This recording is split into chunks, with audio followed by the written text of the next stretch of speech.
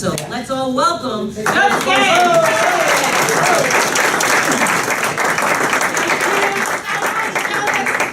Thank you so much. Oh, before we begin, we have a question in the front row. Yes. Hey, I'm serious. Are you really going to do magic? Because if you can you make the rest of the afternoon disappear? That's a very good question. Unfortunately, I don't take requests, but thank you very much. Thank you very much for asking.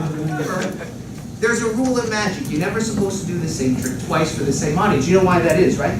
We'll figure it out. Because they're going to figure it out, right? You've already seen it. This is not going to be a surprise. However, there is a loophole, and this is a loophole. If the rule is that I can't do it again, well, we just have Mike do it. Mike, you're going to hold on to the handkerchief, one hand on each side. Just pull it nice and tight. Now take, let go with your right hand.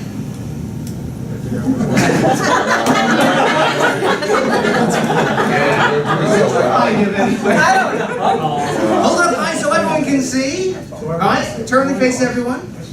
Do the little magic wave with the... Make noise. Different kind of magic wave. I still had 1, 2, 3, 4, 5 cards. When all the cards disappeared, everyone was so amazed that everyone said, "Hey!" Give yourselves a big hand.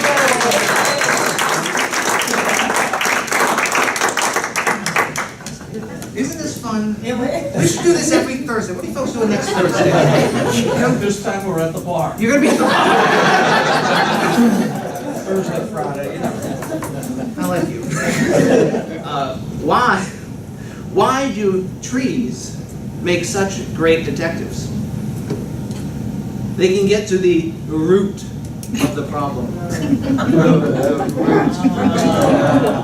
Absurd jokes. Absurd dad jokes. Are you a dad? Yeah. You can use these. No.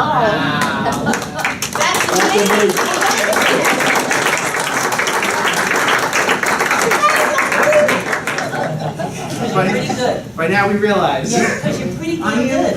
Thank you. I appreciate it. Can I get that in writing? I'm going to show you. Yes or no? Loud voice. Is your card on here? Yes or no? It is on here. It is. Give her a nice big hand. Yay! And I have one. Amazing. That's amazing. Thank you so much.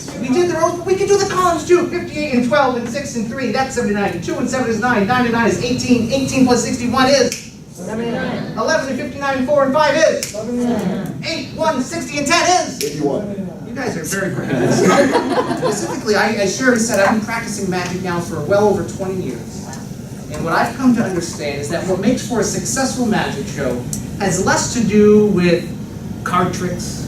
It has less to do with things like sleight of hand. And it has much more to do with being able to manage to get along with other people.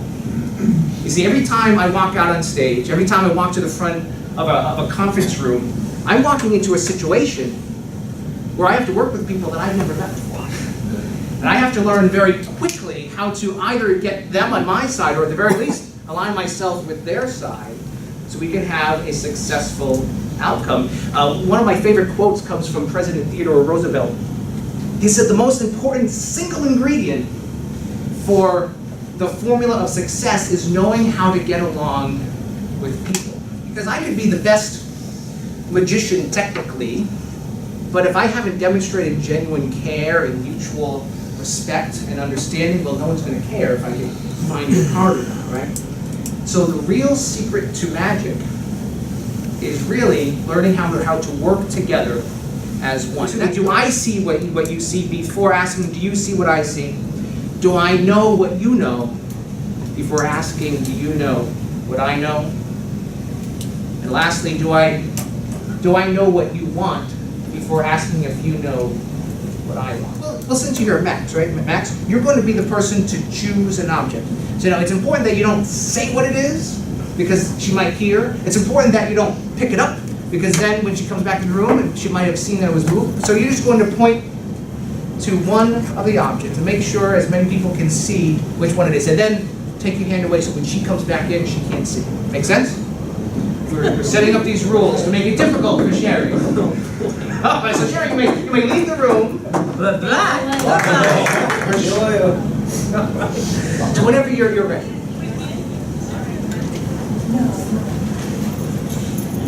Everyone see that, or as many? Okay, good.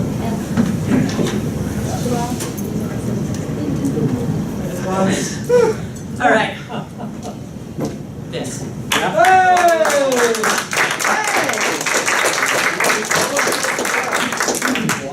You didn't prearrange anything, did you? It was No, just the I'm telling you, I survived. It survives with Southern New and survives with Max. Absolutely. You're the man.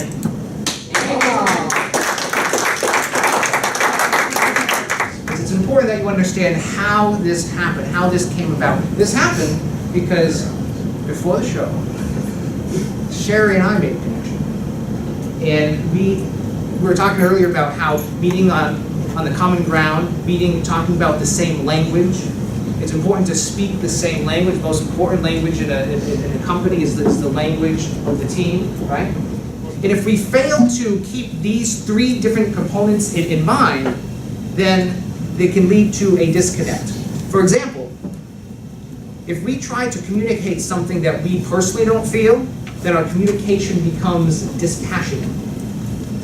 If we fail to communicate something we know but do not do, our communication becomes theoretical. If we try to communicate something we feel but do not know, our communication is also theoretical. If we communicate something we feel but don't do, our communication is hypocritical. If we try to communicate something that we do but do not know, our communication is presumptuous. And if we try to communicate something we do but do not feel, well, our communication becomes mechanical. My goal has been to not run into Andy. My goal has been to engage, empower, and encourage you with these ideas. So engage you with the magic, empower you with the ideas, and then of course encourage you just now to take something away from this.